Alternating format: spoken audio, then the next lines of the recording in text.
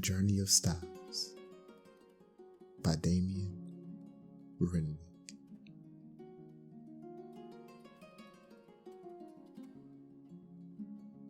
The Floating Pebble. Year 39,993.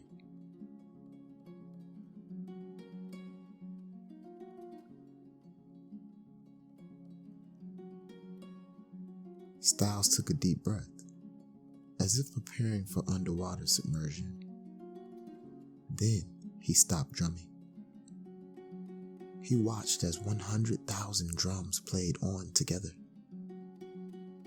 All the tribes of Australia encircled Uluru, the sacred stone of all the people.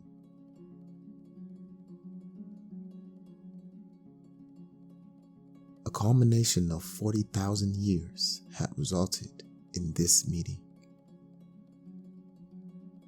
The multitudes of people stood in rows around the giant pebble playing their music, sound blasting down the long side of the lozenge-shaped pebble that was 6 miles around. While the loom boom of the drum induced a natural state amongst the people, he surveyed the crowd for his father, Pin, amongst the thousands. His vision was hazy. The air burned from song. As beautiful as it was, it had become extremely dangerous. His father had left his post. His voice was needed to complete the raising. Realizing his father was nowhere to be seen, he decided to retreat a safe distance away from the pebble to a hill. As everyone else played and hummed, Styles stepped back through the rows of people in search of his father. The first man he stepped past was dressed as a kangaroo. The sweat and fear on this man's face spoke volumes, far higher than the drums. He looked at Styles and continued banging on his instrument, singing along. With the blink, the man convinced Styles to turn around and look forward. As he did, he could hardly believe his eyes. The giant pebble that represented the wholeness of all his people seemed to be growing taller, like a tree. Ignoring the scornful eyes of the man, worryingly, Styles took more steps back. Undeterred by the madness, he turned and began to run, running beyond the rows of drummers away from the pebble. All the faces gazed at him, and on he ran. Finding his father was more important now. If his father did not return, there would be unbearable repercussions. It was then that he saw his father, Pin, running in the distance towards another man. It must have been a quarter of a mile beyond the last row of drummers. Where is he going? He thought to himself, feeling weird, as he was the only person not playing an instrument. He ran towards his father. On he pushed through the waves of human barriers, who for the most part stared beyond him to the sky. The last 2 people who stood like gates clocked him. Undeterred, he ran on before they could stop him. Able to focus on the face of the man that his father had risked the life of 100,000 people for, he saw the face of the human, dressed in clothes unlike any other. The man had skin the color of cheese, and with eyes squinting in the afternoon light. His hands held Pinpin's drum, easy to recognize with his barrel of 7 colors. His father began waving his hands around and pointing. They were communicating. Pinpin was not happy at all. The human backed away holding Pinpin's drum, and Pinpin pointed backwards towards Styles. As he did, the man froze stiff, dropping the instrument.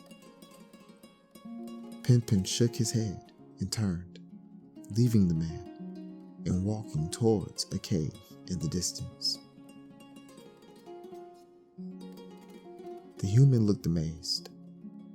Styles turned to see what he was looking at. His jaw dropped just as the base of Uluru rose above the height of everyone's head and kept rising. The air was filled with heat and the vibration of sound. The very electricity that flowed throughout the afros of 100,000 people. The intense mass of the bedrock was unparalleled, unequaled, unrivaled. One by one, rows of drums began to beat together, the wave culminating in a choir of humming. 990,998 afros glowed purple. Styles froze. Unable to move, he just stared. Uluru was floating in the air to the sound of music. The world's largest pebble is just floating there. Now, with it floating, the other half of a royal symphony could just be seen far away on what had been the other side of Uluru. Someone yelled in elation. Others followed, and soon the ground roared once more as innumerable arms tilted boomerangs up to the sky. Like a mass flock of electric eagles, the boomerangs fibrillated themselves in the floating shadow of Uluru. The wood and silver hurricane took on a uniformed form of a rainbow snake, the great spirit of the people. Atop Uluru, the crowd screamed and applauded, watching from the edges. Those on the ground yelled back in victory over the dream time as all the boomerangs fell to the ground. Mankind was about to upgrade. Free falling to a halt, the drums receded till only the wind could be heard. Then the noise of the bass dropped, and 100,000 wind instruments rang out from the far side of where Uluru used to sit. Uluru had risen so high into the sky that the sun was partially blocked from view.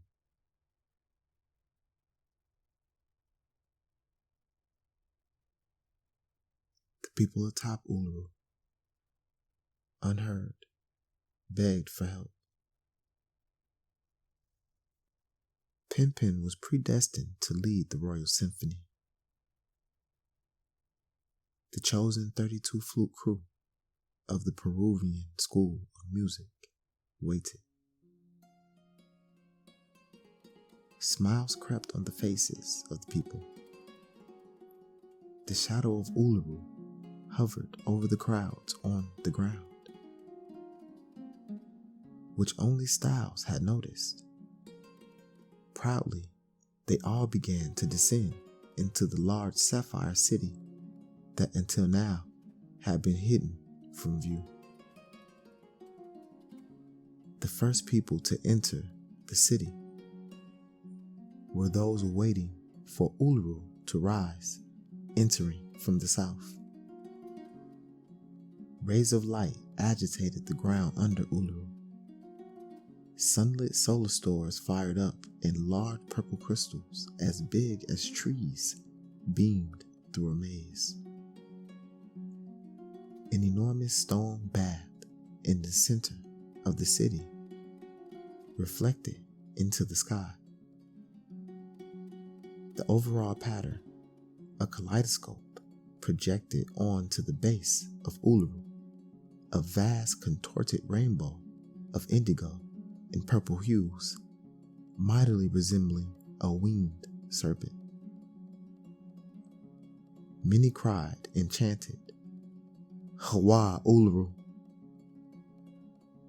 as the pebble floated effortlessly in the sky for all the people to see. They danced towards the city on the ground, row by row, entering their new home, and for a moment, all seemed well. Styles looked back for Pimpin and the human. Yet again, his attention returned to Uluru and the people. Uluru began to move in dangerous ways, swaying this way and that. Styles' stomach began to make strange noises. Then he tensed up. He knew it was too late now. Too late to help.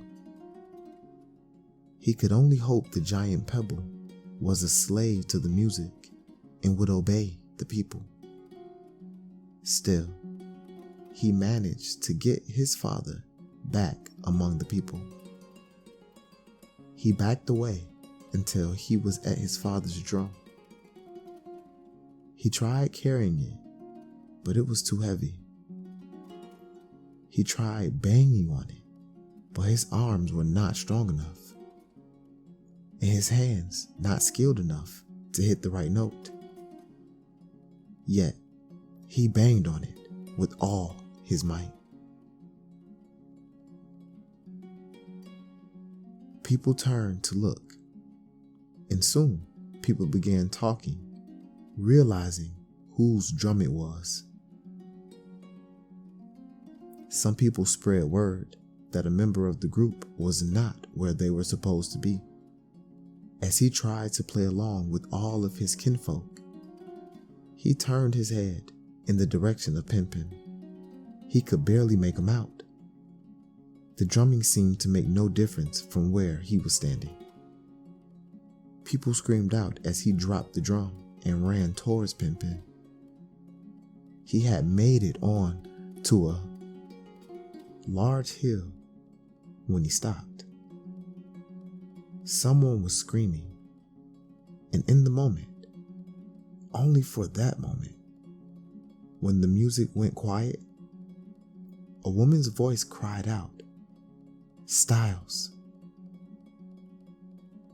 He turned to see the inner circle had all descended the large city of stone that had previously been covered by Uluru. A woman now made it out of the last row of drummers. Then the music came back again in full swing. The woman was his mother, but it was too late. The floating colossus of a pebble that shadowed them began to dip, dipping thousands of people like a speck of dust in mud. Thousands of his people. Horror rang out, and the music turned into a symphony of tragedy. Most that fell from the edge fell straight away to the ground. There were some that slowed their descent and span, and then there was one that hovered with some unseen force far from the spillage in the sky. For a mere 7 seconds, the single body hovered above the Kalkattuagan nation. Then surely As that single body saw their loved ones fall to a certain ending, it decided that it would join them. It fell like all the others. That's when the music stopped.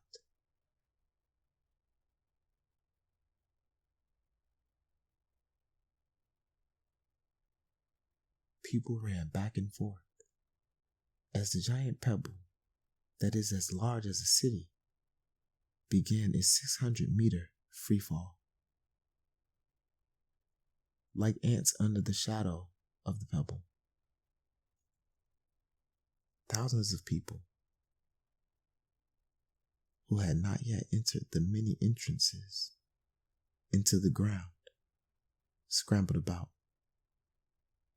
Chaos ensued.